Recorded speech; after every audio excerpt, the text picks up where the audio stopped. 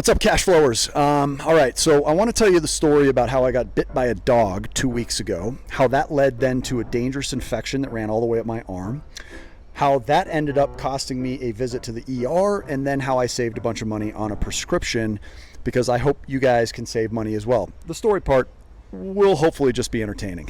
So we went to Twin Lakes, which is about 20 minutes away from our vacation home, with a couple of friends that were in town using the property. We decided to head to the lake and try out some of the tubes that we have purchased for our guests. And it was a fairly windy day, much like it is here in Denver right now. And the wind and current ended up carrying our boats about a half a mile away from our vehicle. So we shore up, and as we're approaching this couple on this specific part of the lake, they have a couple dogs, adorable little puppies, and the guy offers to drive us over to the car. So I said, absolutely, thank you so much.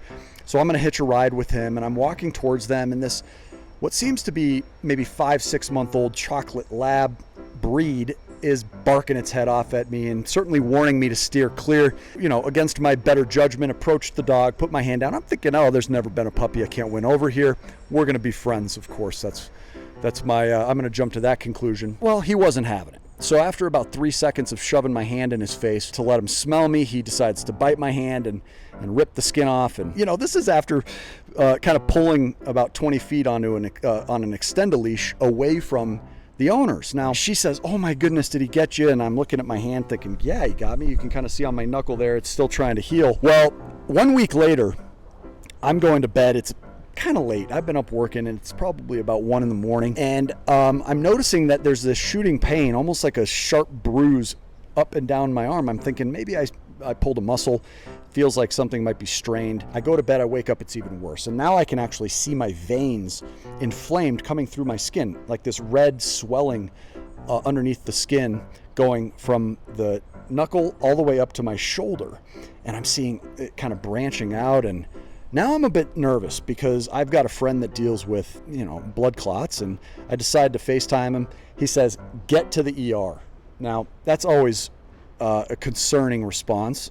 So here we are on a Sunday. There's no quality urgent cares in the area. This is the downside to being in a more rural vacation area. And so we book it to the ER, the nearest ER being about 30 minutes away. And luckily they were able to get us in and out. Terrific service, I will give them that. Now, I still haven't received the bill, which even with Kaiser insurance, I'm assuming will be unpleasant. But the following day I head to the pharmacy nearby, near our home, and they ring up my prescription, and I realize it's going to end up costing me a little over $120. Now, I was fine with that. Listen, I'm in agony. I think I'm going to have to go through an amputation here. I'm fine paying $100, but you know, I'd rather not if I have a choice. And she says, unfortunately, your Kaiser Permanente insurance is not good here.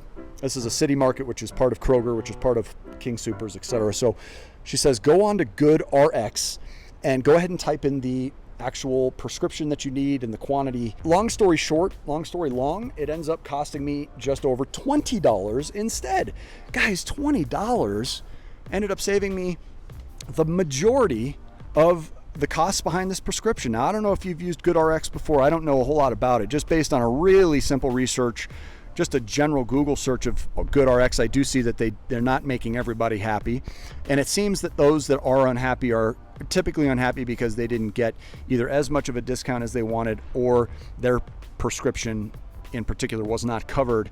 There were no coupons. But when we typed in for my prescription, it reduced the price substantially, and it worked out great for me. It was right there on the spot. I was able to just simply select the button to show the coupon there. They scan the coupon and the price immediately comes down. So I paid a little over $20 instead of a little over $120. I was very, very happy. Hopefully this resource helps some of you guys in the future when you need a prescription. Don't forget GoodRx. We'll see you on the next video. Until then, make it a great day.